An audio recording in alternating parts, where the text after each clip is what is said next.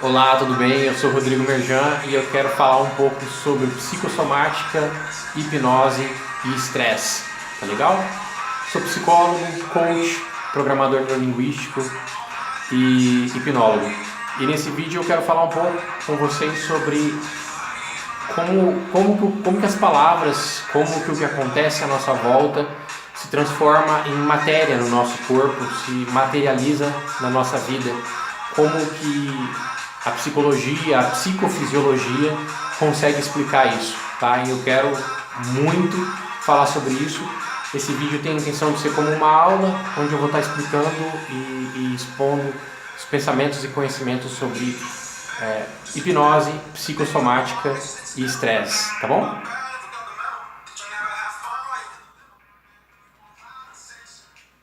Bom, então é o seguinte, o que a gente pode considerar como estresse, tá? O que eu quero que vocês entendam a palavra estresse. A palavra estresse ela deve ser considerada como qualquer estímulo, tá? Qualquer estímulo, qualquer reação. O que é um estresse? É uma reação do meu corpo a qualquer estímulo externo. Mas como assim? O nosso corpo ele procura o tempo todo manter o equilíbrio, a homeostase, ok? É como se fosse a função básica do organismo. O organismo está sempre buscando o equilíbrio. Tá? As células estão buscando o equilíbrio, o nosso sistema energético, os nossos órgãos, tudo busca um certo equilíbrio. Fazer com que o nosso sistema se mantenha a maior parte do tempo do mesmo jeito. Então, o que é o estresse? O estresse é alguma coisa que acontece geralmente de forma externa, que causa uma reação fisiológica. Tá? E o nosso cérebro, ele considera vários estímulos estressantes, tá?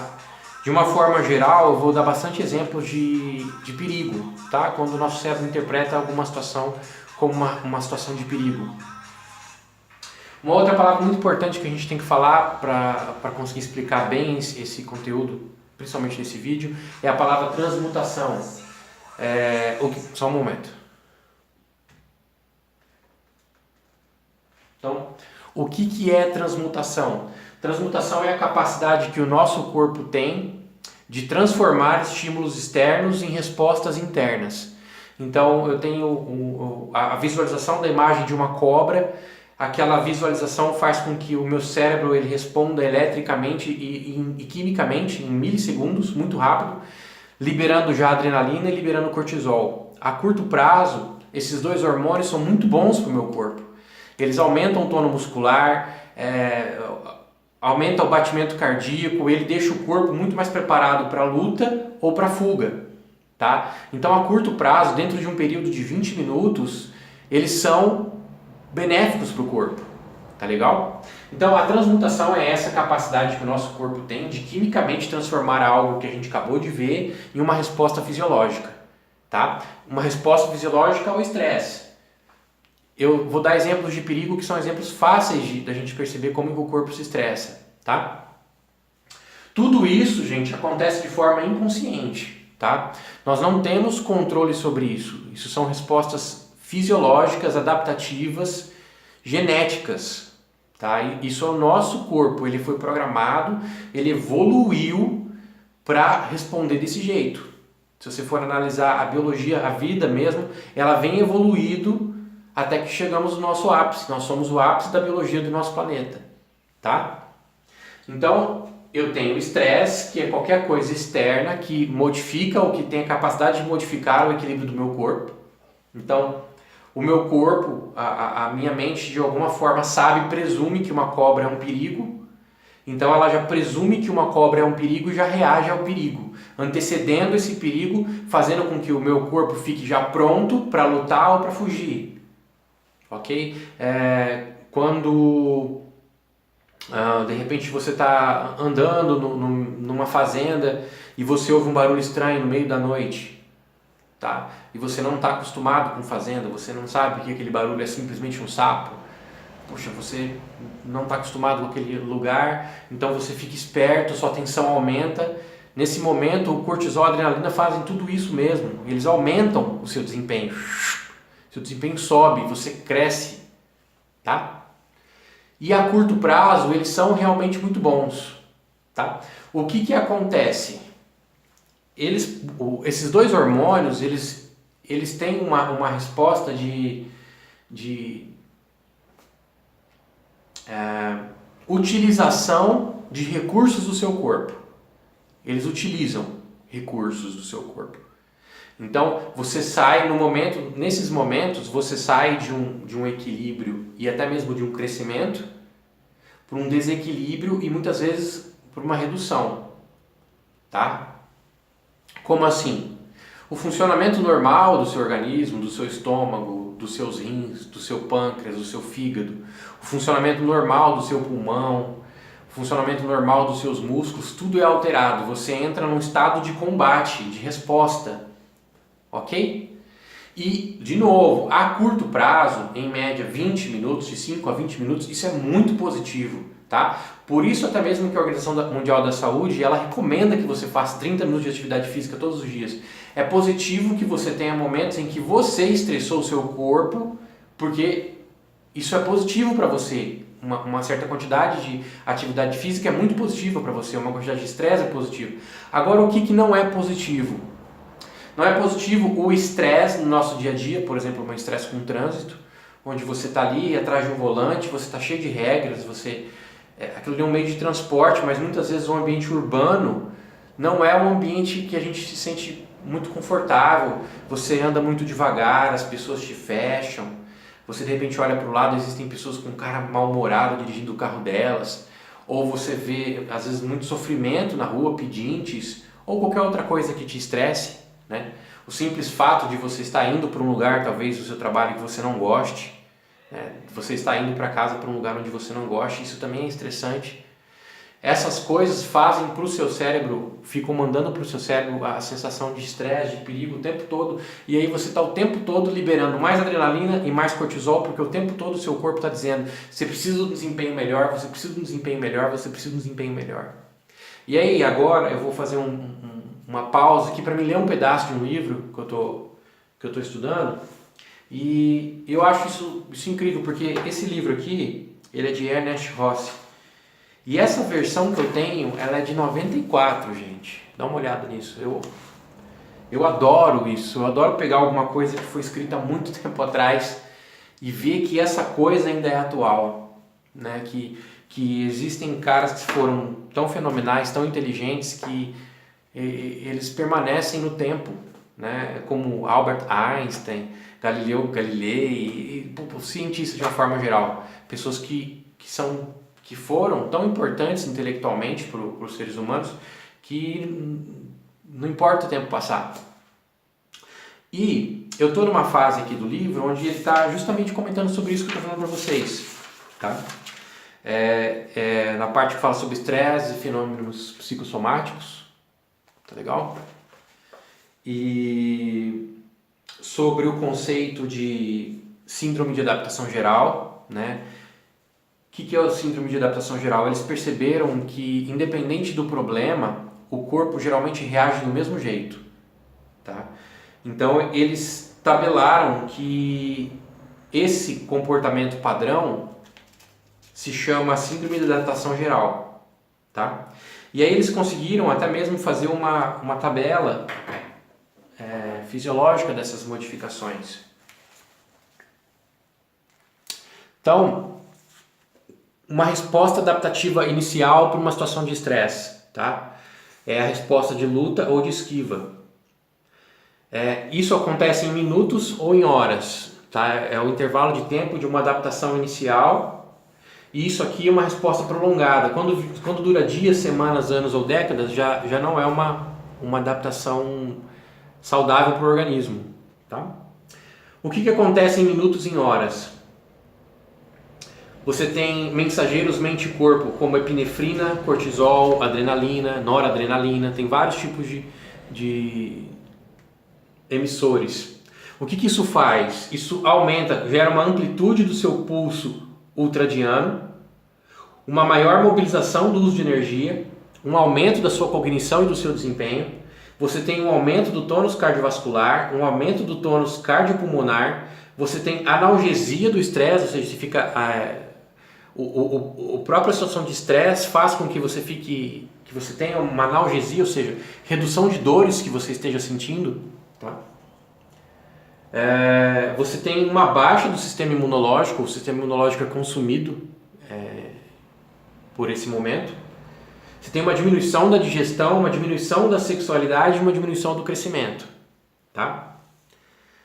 E quando isso passa a ser de longo prazo, quando isso acaba durando mais, quando vai para dias, semanas, o que acontece? Você tem ainda um aumento, ou seja, o fluxo desses hormônios no seu corpo vai aumentando, continua aumentando. Então, o seu corpo continua produzindo cortisol, continua produzindo epinefrina, adrenalina, noradrenalina, em quantidades de estresse, não em quantidades saudáveis, tá?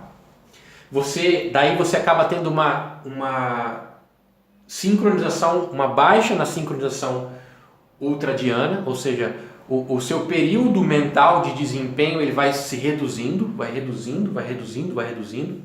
Então o sujeito que tem muito estresse, ele tem um período muito curto do dia onde ele tem um desempenho alto e a maior parte do dia ele está fadigado, tá? Ou seja, você tem um aumento da fadiga, um aumento da miopatia, você tem mudanças no sono, a pessoa pode sentir muito mais sono ou muito menos sono. Você tem aumento de depressão, tá? Um aumento de diabetes por esteroide. Você tem diminuição de memória e aprendizagem. Você começa a ter problemas respiratórios, dissociações, infecções oportunistas, úlceras. Tem uma diminuição da libido, uma diminuição de potência sexual e de ovulação. Você tem nanismo psicogênico, descalcificação óssea, envelhecimento. Tá? Estresse envelhece. E o que é interessante disso aqui, né, que eu estou buscando mostrar para vocês, que é fisiológico. Quando as pessoas comentam comigo, mas Rodrigo, como que a hipnose funciona? Como que um comando verbal faz com que as pessoas fiquem anestesiadas? Como é que você consegue anestesiar alguém? Como é que você consegue tirar a dor de alguém que está sentindo uma dor de queimadura? Como é que você consegue fazer com que alguém que não durma? Como é que você consegue fazer com que alguém que está muito ansioso diminua a ansiedade? É um processo fisiológico, o cérebro sabe fazer isso, ele faz isso o tempo todo. Você tem um chefe seu que te trata mal, que te deixa com a sua autoestima baixa, tudo isso o seu corpo já reage, seu corpo já libera cortisol, você já tem uma perda de energia, tudo isso já está acontecendo agora, quimicamente dentro de você. O que a hipnose é? Um processo que busca fazer isso ao inverso, porque é extremamente comum nós passarmos hoje em dia a maior parte do nosso tempo estressados. Lembra que eu estou falando sobre o que o cérebro considera estresse? O meu cérebro considera estresse quando eu abro meu celular e tem lá 30 mensagens para eu responder. Isso meu cérebro considera estresse, meu Deus, eu tenho 30 mensagens para responder e eu tenho 15 minutos de intervalo. Então aquilo me estressa, o meu cérebro interpreta aquilo como ruim e eu me sinto estressado. O que mais que o meu cérebro considera estresse? Meu cérebro considera estresse quando eu tenho uma discussão com alguém, quando eu fico chateado com alguém, quando alguém me trata mal. Isso é considerado estresse, meu organismo reage. O que é considerado estresse para você? O que o seu cérebro considera estresse? Discutir com a tua mãe, discutir com o teu pai, ir para o seu emprego, faltar na academia, ir na academia, não ter dinheiro no final do mês. O que o seu cérebro considera estresse? O que o seu cérebro interpreta como ruim? E isso quando eu estou usando a palavra interpretações, porque nós já sabemos que o cérebro reage ao que ele interpreta do ambiente.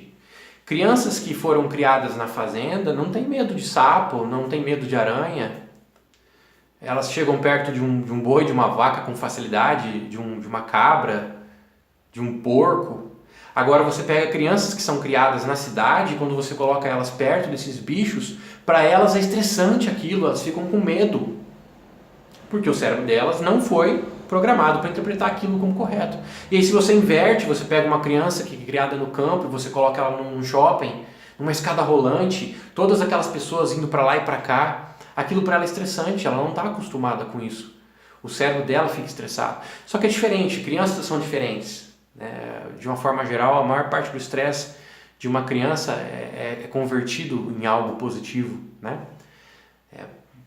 Mas após os 14 anos que a gente começa a ter uma estrutura mental mais rígida, e por ser mais rígida, a gente acaba considerando vários fatores como estresse.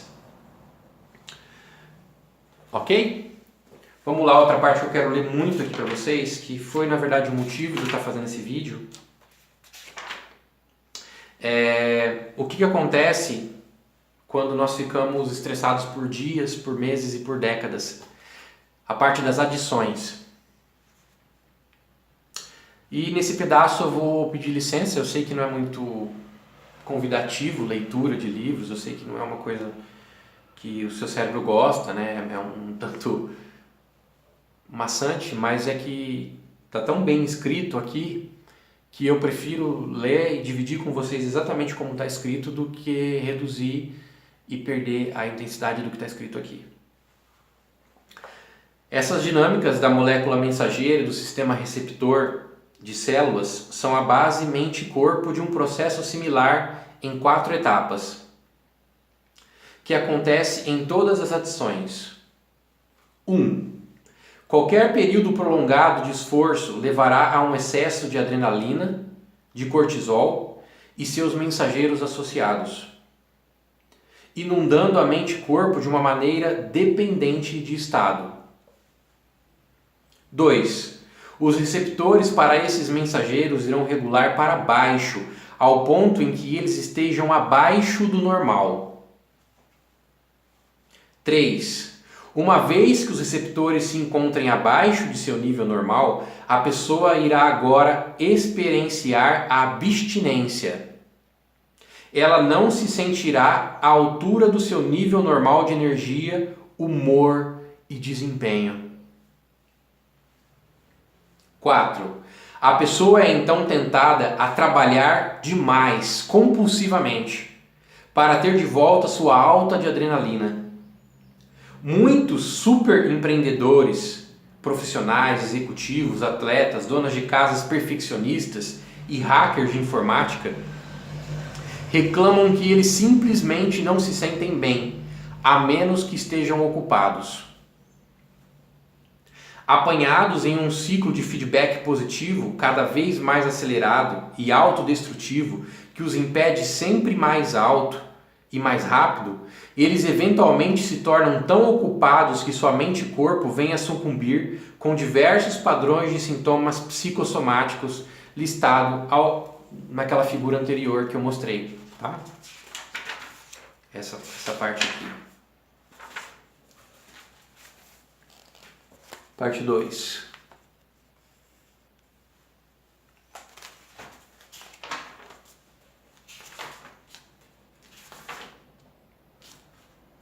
Algumas pessoas são tentadas a usar estimulantes artificiais quando se deparam com uma diminuição no desempenho, fadiga, hedonia, alexitimia e depressão, vindos da experiência de retraimento.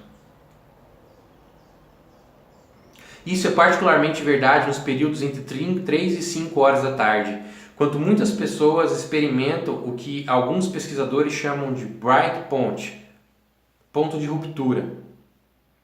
Nesse momento, a mais proeminente queda de energia do dia tem lugar quando o baixo ponto do ciclo circadiano e dos ritmos ultradianos diários coincidem.